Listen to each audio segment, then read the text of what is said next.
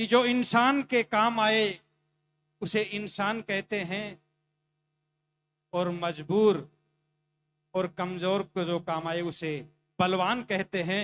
मैं भाई किशोर जी से निवेदन करता हूं कि अपने ओजस्वी वाणी से और समाज को संबोधित करें। किशोर जी दूल्हेपुरा।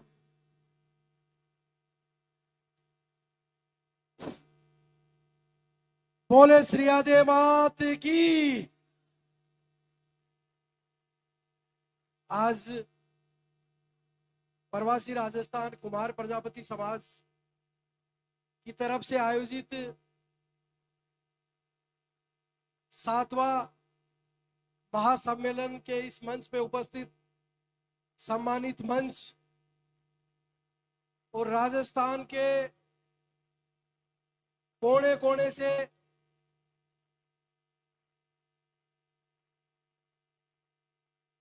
यहाँ अपना व्यापार काम धंधे बिजनेस के उद्देश्य से जो लोग यहाँ अपना रोजगार करने के लिए आए हुए हैं, वो लोग अपने काम धंधे के अलावा सामाजिक कार्यों में बढ़ चढ़ कर हिस्सा लेते हैं। उन सभी को और विशेषकर इस आयोजन को करने वाली समिति और मुंबई के विभिन्न इलाकों से हमारे समाज के जितने भी सामाजिक युवा, बुजुर्ग, महिलाएं, तमाम जितने भी लोग अपना कीमती समय निकाल कर आए हैं, इसके लिए आपको साधुवाद और धन्यवाद।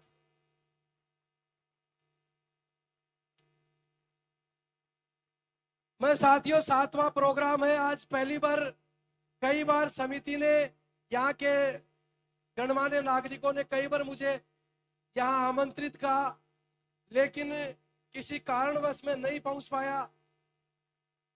और आज इतना भव्य और सुंदर कार्यक्रम देखकर मुझे ये महसूस हो रहा है कि हम यहाँ बंबई में नहीं, जैसे हमारा जो क्षेत्र है शेखावाटी, और शेखावाटी के साथ साथ जो जयपुर का, अलवर का, ग्रामीण का जो क्षेत्र है, पूरा का पूरा क्षेत्र यहाँ विराजमान है। ये खूबसूरती आज मुंबई में देखकर खुद को गौरवान्वित महसूस कर रहा हूं।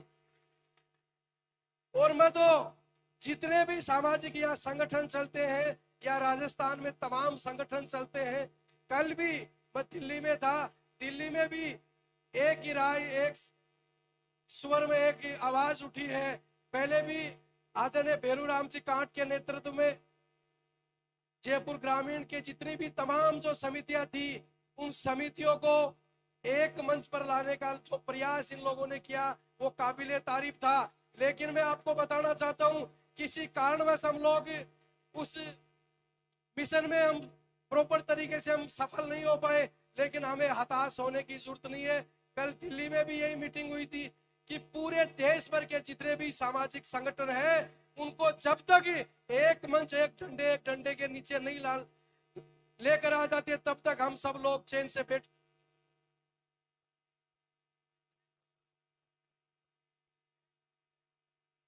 निश्चित रूप से जागृति तो हमारे समाज में आई है, लेकिन जागृति के साथ में आपस में जो द्वेषता बढ़ी है, आपस में हमारी मनमुटाव बढ़े हैं, इससे ये अच्छा कोई संकेत नहीं है। इसलिए हमें सब लोगों को, सब सामाजिक संगठनों के लोगों को एक राय होकर, हमें एक संयुक्त मोर्चा बनाकर पूरे समाज को एक झंडे के नीचे लाने का हम सब लोगों को हमें प्रयास करना चाहिए, तभी हम लोग सफल हो सकते हैं। चाहे हम कितने बड़े बड़े कार्यक्रम कर ले, जयपुर में लाखों लोगों की संख्या में हम लोगों ने कार्यक्रम करवा लिए, जोधपुर में करवा लिए और कई जगह करवा लिए, लेकिन हम सब लोगों को जो रिजल्ट मिलना चाहिए वो रिजल्ट इसलिए नहीं मिल पाया क्योंकि हम टुकड़ों में, दड़ों में हम बटे हुए हैं। जब तक कोई भी परिवार हो, समाज हो, वो समाज या परिवार जब तक संगठित नहीं होता है, उसकी कोई सुनने वाला नहीं है। सरकार आपकी नहीं सुन रही है, पॉलिटिकल पार्टियां आपकी नहीं सुन रही है।